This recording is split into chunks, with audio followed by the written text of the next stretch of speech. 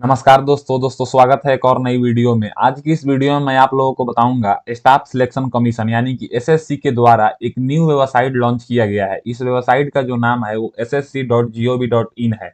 इसके द्वारा बताया गया है कि जो भी लोग एसएससी की वैकेंसी की प्रिपरेशन करते हैं, वो चाहे एसएससी जीडी हो, एसएससी एमटीएस हो, एसएससी सीएचएसएल हो, एसएससी सीजीएल हो, या एसएससी स्टेनोग्राफर हो, या एसएससी के द्वारा सीपीओ हो, या दिल्ली पुलिस हो, या जूनियर इंजीनियर हो, जो भी फॉर्म मतलब एसएससी के द्वारा आता है और आप एसएससी का प्रिपरेशन कर रहे हैं या भविष्य में आगे जो है ना एसएससी का एग्जाम देने वाले हैं, जो लोग पहली बार एग्जाम दे रहे हैं उनके लिए भी है, और जो लोग इससे पहले कई बार एसएससी का फॉर्म भर के एग्जाम दे चुके हैं किसी भी पोस्ट के लिए, उन सबको जो है ना एक नया वेबसाइट लॉन्च किया गया है, जिसपे आप लोगों को यहाँ पे देखिएगा तो launching new website for commission. अब यहाँ पे जैसे ही हम इसके ऊपर क्लिक करेंगे ना तो हमारे सामने ये नोटिस खुलेगा।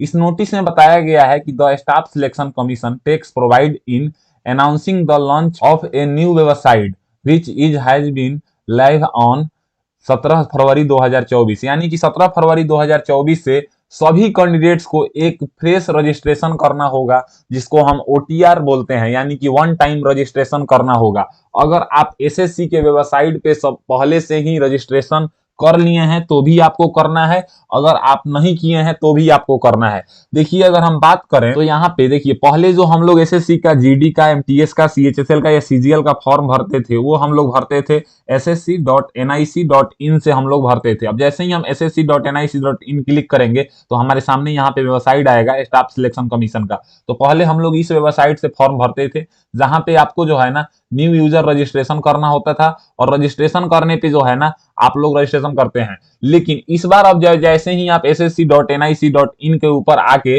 और यहाँ पे न्यू यूजर रजिस्टर नाउ के ऊपर क्लिक करेंगे तो यहाँ पे बोलेगा for new user registration please visit ssc.gov.in। तो आपको अब इसके ऊपर रजिस्ट्रेशन करना होगा। तो यहाँ पे अगर हम ssc.gov.in के ऊपर आते हैं तो आप लोगों को रजिस्ट्रेशन करना होगा, यानी कि ओटीआर रजिस्ट्रेशन करना होगा। ये सब किसी को मैंडेटरी कर दिया गया है रजिस्ट्रेशन करना। आप जो पहले आपका रजिस्ट्रेशन था वो अनवैलिड है, मतलब अब कोई काम का नहीं है। अब जो भी वैकेंसी आएगा वो ssc.gov.in पे आएगा, तो आपको इसी पे रजिस्ट्रेशन करना होगा, और इसी रजिस्ट्रेशन नंबर और पासवर्ड के थ्रू जो है ना आप एसएससी जो आने वाली वैकेंसी है, जीडी हो गया, एमटीएस, सीएचएसएल, सीजीएल का फॉर्म भर पाएंगे। तो यही हम लोग जो है ना आज एक लाइव ओटीआर रजिस्ट्रेशन करके आप लोगों को दिखाएंगे। दोस्तों ये रजिस्ट्रेशन करने के लिए आपको राइट साइड में लॉगिन और रजिस्टर का ऑप्शन मिलेगा। इसके ऊपर आप अगर क्लिक करेंगे तो यहाँ पे बोला गया है यूजर नेम यानी कि रजिस्ट्रेशन नंबर और पासवर्ड और जो कैप्चा दिखाई दे रहा है इसको फिल करके लॉगिन करना है। ये लॉगिन उन लोगों के लिए है जो लोग मतलब पहले से ओटीआर कर लिए हैं। पहले वाला रजिस्ट्रेशन नंबर यहाँ पे काम नहीं करेगा। और जो है ना अगर आपने ओटीआर रजिस्ट्रेशन अभी नहीं किया है तो आप यहाँ पे न्यू यूजर रजिस्टर नाउ के ऊपर क्लिक करेंगे। अब जैसे ही आप इसके ऊपर क्लिक करेंगे तो यहाँ पे जो है ना new candidates one time registration यानी कि ओटीआर का जो है ना एक वेबसाइट खुलेगा। इसमें बताया गया है कि सबसे पहले आप जो है ना पर्सनल डिटेल्स फिल करेंगे, उसके बाद जो है ना पासवर्ड बनाएंगे, उसके बाद यहाँ पे एडिशनल डिटेल्स डालेंगे, उसके बाद डिक्लेरेशन करके जो है ना आप ओटीआर कंप्लीट करेंगे। तो ये स्टेप में आपको 4 स्टेप में ओटीआर करना है। तो आप यहाँ पे कंटिन्यू करेंगे। कंटिन्यू करते ही आपके सामने जो है ना यहाँ पे पर्सनल डिटेल्स खुलेगा ओटीआर के लिए, यानी कि वन टाइम रजिस्ट्रेशन का। इसमें जो भी डिटेल्स फिल करना है ना, जैसे आपने एसएससी का रजिस्ट्रेशन पहले किया था यानी कि ssc.nic.in पे जो रजिस्ट्रेशन का प्रोसेस था सेम प्रोसेस है, बस वेबसाइट बदल दिया गया है और एनआईसी की जगह पे .gov.in लगा दिया गया है। यानी कि पहले जो था वो ssc.nic.in था, अब जो वेबसाइट है वो ssc.gov.in है। तो इस पे आपको यहाँ पे रजिस्ट्रेशन करने में सबसे पहले यहाँ पे one time registration personal details में बताया गया है। एक नंबर में do you have Aadhaar card, क्या आपके पास आधार कार्ड है? अगर है तो आप यहाँ पे यस करेंगे और अपना आधार कार्ड का पूरा नंबर जो 12 अक्षर का नंबर होता है यहाँ पे फिल करेंगे। फिर यहाँ पे वेरीफाई आधार कार्ड का नंबर में फिर से उसी को फिल करना है। ये 2 बार इसलिए फिल कराया जाता है ताकि जो है ना आप गलत फिल ना करें। अगर आपके पास आधार कार्ड नहीं है तो आप इसको नो करेंगे। इसको नो करते ही यहाँ पे 2 नंबर वाला ऑप्शन आपके लिए इनेबल हो जाएगा, जहां पे पूछा जाएगा टाइप ऑफ आइडेंटिफिकेशन कार्ड। तो यहाँ पे जो है ना आप ड्राइवरी लाइसेंस या एम्प्लॉयडी आईडी या पैन कार्ड या पासपोर्ट या स्कूल कॉलेज आईडी या वोटर आईडी कार्ड में से कोई एक यहाँ से चूज करके और यहाँ पे उसका जो है ना नंबर फिल कर लेंगे, जैसे आइडेंटिफिकेशन कार्ड का नंबर। लेकिन अगर आपके पास आधार कार्ड है तो आप ये ऑप्शन मतलब ये 1 नंबर ऑप्शन जो है ना यस करेंगे तो आपके सामने 2 नंबर ऑप्शन जो है डिसेबल हो जाएगा, क्योंकि एक कैंडिडेट्स को एक ही आईडी प्रूफ देना है। उसके बाद अगर हम बात करें 3 नंबर में कैंडिडेट्स का नाम फिल करना है। आपको 10th के सर्टिफिकेट के अकॉर्डिंग अपना नाम फिल करना है, गलत नाम फिल नहीं करना है, क्योंकि ओटीआर में जो है ना रजिस्ट्रेशन एडिट करना बहुत मुश्किल काम होता है। फिर यहाँ पे वेरीफाई नेम, यानी कि फिर से आपको नेम फिल करना है। सभी डॉक्यूमेंट्स को जो भी चीज आप फिल करेंगे 2-2 बार फिल करना है, ताकि जो है ना आप गलत फिल ना करें। फिर यहाँ पे पूछेगा have you ever change name, क्या आपका नाम कभी चेंज हुआ है। जो नाम चेंज हुआ रहता है वो अगर 10वीं के पास करने के बाद सर्टिफिकेट में हुआ है तब आप इसको यस करेंगे, नहीं तो आप इसको जो है ना नो कर देंगे। अगर चेंज हुआ है तो आप न्यू नेम बताएंगे और ओल्ड नेम वहां पे फिल करेंगे। फिर यहाँ पे आगे बात करें तो आगे में यहाँ पे जो है ना 5 नंबर में आपको जेंडर बताना है कि आपका जेंडर क्या है, मेल फीमेल ट्रांसजेंडर जो भी है आप यहाँ से सिलेक्ट करेंगे। फिर यहाँ पे वेरीफाई जेंडर आपको बताना है। ये करते ही आपको यहाँ पे डेट ऑफ बर्थ बताना है। अब देखिए डेट ऑफ बर्थ जो आपको बताना है वो डेट मंथ ईयर के फॉर्मेट में बताना है। ये जो है डेट ऑफ बर्थ ये आपका जो है ना 10th के सर्टिफिकेट के अकॉर्डिंग जो है वो बताना है। फिर यहाँ पे वेरीफाई डेट ऑफ बर्थ, यानी कि उसी डेट ऑफ बर्थ को फिर से यहाँ पे लिखना है ताकि आपसे गलती फील ना हो, इसलिए ये 2-2 बार फिल कराया जा रहा है कि अगर एक बार में गलती फील हो भी जाए तो आप दूसरी बार में उसको पकड़ लें और सही कर लें। 7 नंबर में आपको फादर्स नेम फिल करना है। आपको 10th के सर्टिफिकेट के अकॉर्डिंग यहाँ पे पिताजी का नाम फिल करना है। फिर से यहाँ पे वेरीफाई पिताजी के नाम में फिर से पापा का नाम फिल करना है। फिर यहाँ पे 8 नंबर में आपको अपने माँ का नाम फिल करना है जो कि 10th के मार्कशीट के अकॉर्डिंग होगा। फिर यहाँ पे वेरीफाई मदर नेम में आपको फिर से अपने माँ का नाम यहाँ पे फिल करना है। फिर यहाँ पे बोला गया है कि मैट्रिकुलेशन 10th क्लास का एजुकेशन बोर्ड, आप जो है ना किस बोर्ड से 10वीं क्लास पास किए हैं, यहाँ पे भारत के पूरे बोर्ड का नाम है। आप इसमें से देख लेंगे कि आपका बोर्ड जो है ना वो कौन सा है, यहाँ से चूज कर लेंगे। बोर्ड चूज करने के बाद आपको यहाँ पे वेरीफाई मैट्रिकुलेशन 10th का फिर से बोर्ड आएगा, फिर से यहाँ पे चूज करेंगे। ये चूज करने के बाद 10 नंबर में आपको रोल नंबर फिल करना है, यानी कि 10वीं क्लास में आपका बोर्ड रोल नंबर क्या था वो यहाँ पे लिखेंगे, स्कूल का रोल नंबर नहीं लिखेंगे। फिर यहाँ पे वेरीफाई रोल नंबर में आपको 10वीं क्लास का बोर्ड रोल नंबर यहाँ पे फिर से लिखना है। फिर यहाँ पे ईयर ऑफ पासिंग आपको बताना है कि आप किस ईयर में 10वीं क्लास पास किए हैं, यहाँ से सिलेक्ट करेंगे। फिर यहाँ पे वेरीफाई ईयर ऑफ पासिंग, यानी कि 10वीं क्लास आप जिस ईयर में पास किए हैं उसको फिर से यहाँ पे सिलेक्ट करेंगे। फिर यहाँ पे हाईएस्ट एजुकेशन क्वालिफिकेशन, मतलब आप कहां तक पढ़ाई किए हैं। तो एसएससी में 10वीं लेवल का भी वैकेंसी आता है, इंटर लेवल का भी वैकेंसी आता है, ग्रेजुएशन लेवल का भी वैकेंसी आता है, डिप्लोमा लेवल का भी वैकेंसी आता है। तो आपके पास जो क्वालिफिकेशन है, जैसे अगर मैट्रिकुलेशन है 10th सेलेक्ट करेंगे, हायर सेकेंडरी 12th है तो 12th सेलेक्ट करेंगे, डिप्लोमा है तो डिप्लोमा करेंगे, ग्रेजुएशन है तो ग्रेजुएशन, पोस्ट ग्रेजुएशन है तो पोस्ट ग्रेजुएशन, पीएचडी है तो पीएचडी। आपके पास जो क्वालिफिकेशन है वो यहाँ से सिलेक्ट करेंगे। क्वालिफिकेशन सिलेक्ट करते ही फिर से बोलेगा यहाँ पे वेरीफाई एजुकेशन क्वालिफिकेशन, यानी कि फिर से आप एजुकेशन क्वालिफिकेशन सिलेक्ट कीजिए। ये सिलेक्ट करने के बाद आपको यहाँ पे 13 नंबर में कैंडिडेट्स का मोबाइल नंबर, यानी कि आप अपना एक वैलिड मोबाइल नंबर फिल करेंगे जिसपे जो है ना एसएससी से जुड़ी इंफॉर्मेशन आपको मैसेज के थ्रू भेजा जा सके। मोबाइल नंबर फिल करने के बाद यहाँ पे जो है ना आपको कैंडिडेट्स का ईमेल आईडी फिल करना है, ताकि भविष्य में कभी कोई जरूरत पड़े, जैसे कि आप एसएससी का कोई फॉर्म भरेंगे तो उस पे जो है ना एडमिट कार्ड भेजा जाता है एग्जाम से 72 घंटे पहले, इसलिए आप लोग अपना एक वैलिड और ऐसा ईमेल आईडी फिल करेंगे जो आपके पास परमानेंटली हो। ऐसा नहीं कि जब आपका मोबाइल बदले तो आपका ईमेल आईडी भी बदल जाए, इसलिए आप लोग ईमेल आईडी को अच्छे से जांच पड़ताल करके और जिसका पासवर्ड पता हो वही ईमेल आईडी यहाँ पे फिल करेंगे। जैसे ही आप 13 नंबर और 14 नंबर में यानी कि अपना मोबाइल नंबर और ईमेल आईडी फिल करेंगे तो थोड़ा देर जो है ना इसको ऑथेंटिकेशन करेगा और यहाँ पे जो है ना दोनों के सामने सेंड ओटीपी का ऑप्शन आएगा। तो आपको सिंपली यहाँ पे दोनों के ऊपर जो है ना सेंड ओटीपी के ऊपर क्लिक कर देना है। अब जैसे ही हम मोबाइल के ऊपर सेंड ओटीपी के ऊपर क्लिक किए तो हमारे मोबाइल नंबर पे एक ओटीपी आया होगा, उस ओटीपी को हम यहाँ पे फिल करेंगे। ओटीपी फिल करने के बाद यहाँ पे इधर में वैलिडेट का ऑप्शन है, इसके ऊपर आप क्लिक करेंगे। वैलिडेट करते ही जो है ना यहाँ पे थोड़ा देर हमको लोडिंग का एक इंटरफेस आएगा। लोडिंग के बाद यहाँ पे देखिएगा वैलिडेटेड बोल देगा। उसके बाद जो ईमेल आईडी फिल किए हैं इसके सामने भी यहाँ पे सेंड ओटीपी का ऑप्शन है, तो आप इसके ऊपर क्लिक कीजिएगा। इसके ऊपर क्लिक करते ही आपके रजिस्टर ईमेल आईडी पे भी एक ओटीपी गया होगा, उस ओटीपी को आप यहाँ पे फिल कर देंगे। एक बात ध्यान रहे, ओटीपी फिल करने से पहले जैसे ही आप सेंड ओटीपी के ऊपर क्लिक करते हैं ना तो ओटीपी आने में थोड़ा टाइम लग रहा है, मतलब ये वेरिफिकेशन कर रहा है, उसके बाद जो है ना ओटीपी आ रहा है। तो आप लोग इस वेबसाइट को कट मत कीजिएगा, ऐसा नहीं है कि ज्यादा टाइम लग रहा है तो आप लोग कट कर दीजिएगा। ओटीपी फिल करने के बाद वैलिडेट कीजिएगा। वैलिडेट करते ही फिर यहाँ पे लोडिंग लिखेगा और फिर थोड़ा टाइम लेगा। ये आपका वैलिडेट हो जाएगा। वैलिडेट हो जाएगा तो इस तरह से आपके जो है ना मोबाइल नंबर के ओटीपी के नीचे यहाँ पे वैलिडेटेड लिख देगा और ईमेल आईडी के ओटीपी के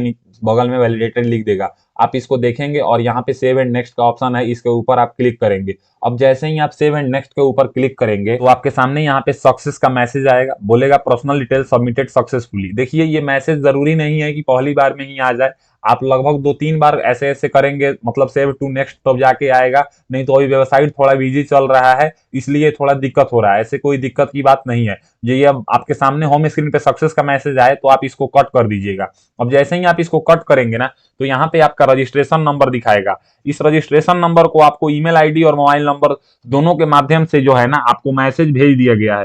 तो यहाँ से आप इसको नोट कर लेंगे। उसके बाद यहाँ पे जो है ना कंटिन्यू के ऊपर क्लिक करेंगे। कंटिन्यू के ऊपर क्लिक करते ही जो है ना अब यहाँ पे बोलेगा कि आप अपना रजिस्ट्रेशन नंबर फिल कीजिए और उसके बाद पासवर्ड फिल कीजिए। तो अब जो पासवर्ड है ना, ये पासवर्ड आपको ईमेल आईडी और मोबाइल नंबर के थ्रू, जब रजिस्ट्रेशन नंबर आपके मैसेज के थ्रू गया होगा ना तो वहीं पे एक पासवर्ड होगा। पासवर्ड जो होगा वो 6 कैरेक्टर का होगा और संख्या में होगा। उस पासवर्ड को भी यहाँ पे फिल करना होगा। पासवर्ड फिल करने के बाद जो कैप्चा यहाँ पे दिखाई दे रहा है इसको भी आप इस बॉक्स में फिल कर लीजिएगा। कैप्चा फिल करने के बाद आपको साइन इन के ऊपर क्लिक करना है। साइन इन के ऊपर क्लिक करते ही जो है ना आपका ये सक्सेसफुली साइन इन हो जाएगा। अब यहाँ पे जो है ना आपका रजिस्ट्रेशन नंबर दिखा रहा है और आपको यहाँ पे बोला जा रहा है कि आप ओल्ड पासवर्ड, देखिए ओल्ड पासवर्ड जो है ना, ये ओल्ड पासवर्ड को हम मतलब आप ये समझ लीजिए कि जो आपको रजिस्टर्ड ईमेल आईडी और मोबाइल नंबर के थ्रू मैसेज में गया है ना वो आपका ओल्ड पासवर्ड हो गया, 6 कैरेक्टर में होगा और गिनती की संख्या में होगा, तो उसको यहाँ पे फिल कर देना है। अब यहाँ पे आपको न्यू पासवर्ड फिल करना है। न्यू पासवर्ड की अगर हम बात करें तो यहाँ पे बोला गया है कि password must be minimum 8 character, यानी कि ये मिनिमम 8 कैरेक्टर का होना चाहिए। उसके बाद यहाँ पे बोला गया है कि इंक्लूडिंग 1 अपर केस होना चाहिए, मतलब 1 या 1 से ज्यादा। अपर केस का मतलब होता है कि एबीसीडी का कैपिटल लेटर। उसके बाद 3 नंबर में बताया गया है इंक्लूडिंग 1 या मोर लोअर केस लेटर, यानी कि जो एबीसीडी का छोटा अक्षर होता है ना उसमें से भी एक लेटर रहना चाहिए। उसके बाद यहाँ पे बोला गया है कि इंक्लूडिंग 1 या मोर नंबर, यानी कि गिनती की संख्या जैसे 0 1 2 3 4 5 6 इस तरह। उसके बाद यहाँ पे बोला गया है कि इंक्लूडिंग 1 या more special character. Special character जैसे बोले तो @ हो गया, हैशटैग हो गया, परसेंटेज हो गया, डॉलर का साइन हो गया, इन सब स्पेशल कैरेक्टर में आता है। जैसे अगर आपका नाम ऋतिक है तो आप ऋतिक में आर को कैपिटल रखेंगे। मैं यहाँ से जो है ना पासवर्ड को शो कर रहा हूँ, ये मेरा पासवर्ड नहीं है, मैं डमी के तौर पे बता रहा हूँ। ऋतिक में जो है ना आर कैपिटल हो गया, ITIK ये सब स्मॉल हो गया। उसके बाद यहाँ पे बात करें तो @ 1 2 3 इस तरह से आप पासवर्ड बना सकते हैं। पासवर्ड जब बनाएंगे ना,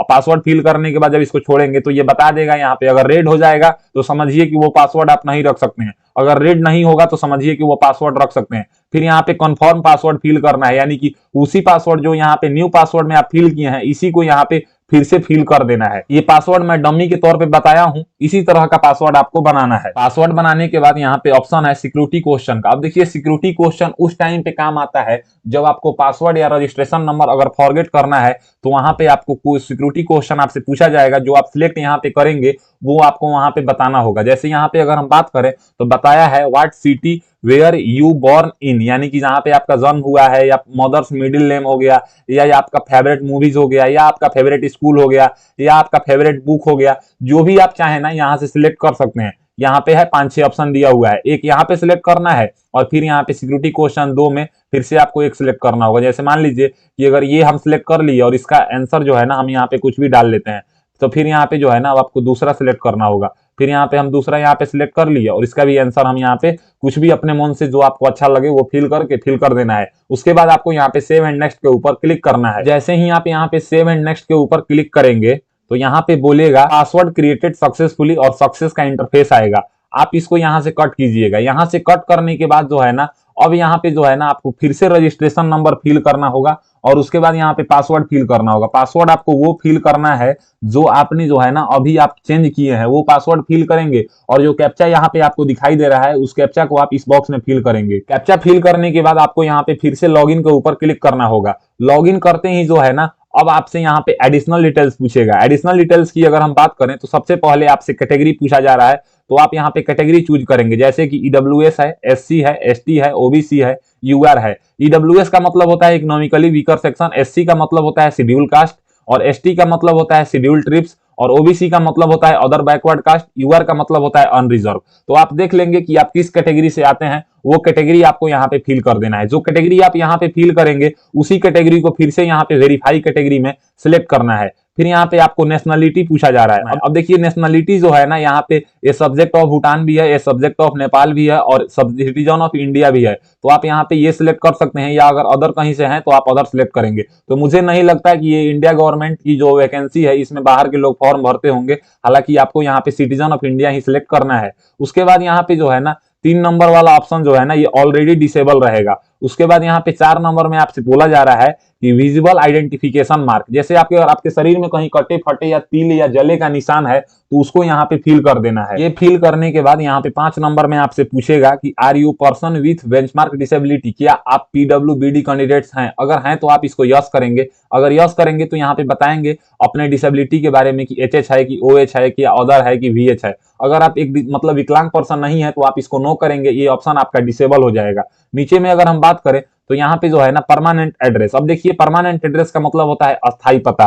अस्थाई पता में आपको यहाँ पे बताना है, जैसे अगर आप शहर से बिलोंग करते हैं तो आप house number, landmark, near by या लोकेलिटी करके फिल कर सकते हैं। अगर आप गांव से बिलोंग करते हैं तो विलेज, पोस्ट ऑफिस का नाम, पुलिस स्टेशन का नाम, डिस्ट्रिक्ट का नाम, स्टेट का नाम, ये सब पिन कोड यहाँ पे फिल करना है। यहाँ पे अपना एड्रेस फिल करने के बाद स्टेट का नाम आप एड्रेस में फिल नहीं करेंगे। स्टेट यहाँ से जो है ना चूज करने का ऑप्शन है, तो आप यहाँ से स्टेट चूज कर लेंगे। फिर यहाँ पे स्टेट के बाद अगर हम बात करें तो डिस्ट्रिक्ट भी यहाँ पे चूज करने का ऑप्शन है, डिस्ट्रिक्ट चूज करेंगे, पिन कोड फिल करेंगे। ये फिल करने के बाद यहाँ पे 7 नंबर में पूछेगा is present address same as permanent address, क्या आपका जो है ना वर्तमान पता और अस्थाई पता अगर दोनों सेम है तो आप सिंपली यहाँ पे यस के ऊपर क्लिक करेंगे। अगर दोनों अलग अलग है तो आप यहाँ पे नो रहने देंगे और अपना अलग अलग जो एड्रेस है उसको फिल करेंगे। ये फिल करने के बाद आपको सेव एंड नेक्स्ट के ऊपर क्लिक करना है। अब जैसे ही यहाँ पे सेव एंड नेक्स्ट के ऊपर क्लिक करेंगे तो फिर यहाँ पे जो है ना लोडिंग लेगा थोड़ा देर। उसके बाद यहाँ पे बोलेगा एडिशनल डिटेल सेव सक्सेसफुली और सक्सेस का इंटरफेस आएगा, तो आप इसको यहाँ से कट कीजिएगा।